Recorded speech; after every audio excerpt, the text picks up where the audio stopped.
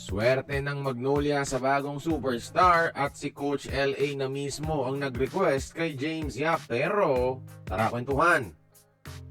Grabe ang LA Tenorio effect sa Magnolia mga idol. Simula ng pangalanan siyang head coach, naging busy ang pagpapalakas ng Mag sa PBA. Isang bagong addition sa kanila ang streaky sharp-shooting small forward na si Javi Gomez de Liano. Tinaguri ang mala Klay Thompson ng Pilipinas mga idol dahil magkapareho halos sila ng play style. Trade galing Terrafirma ang nangyayari at binitawan nila si Ahan Misi at isang second round pick para kay Javi GDL. Another lopsided trade pero magiging malakas ang wing position ng Magnolia dahil sa shooting at versatility ng isang Javi Gomez de Liano, especially now na may baon na siyang experience galing Korea.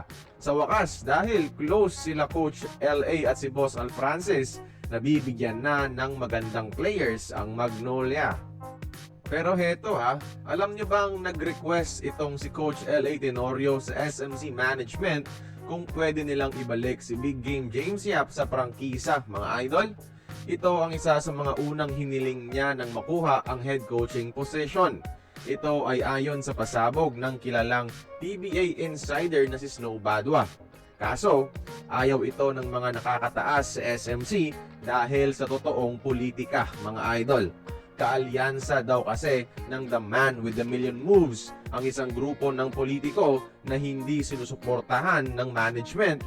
Kaya ito ang main reason bakit walang Magnolia comeback sa dating mukha ng ating pambansang liga.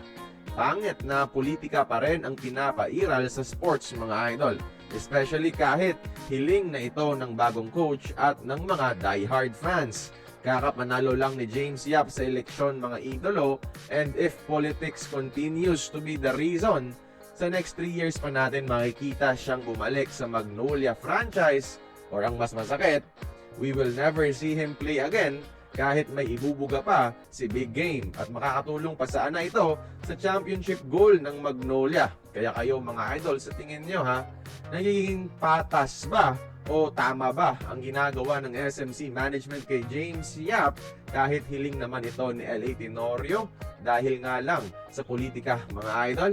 Join the conversation, magkomento lamang sa ibaba.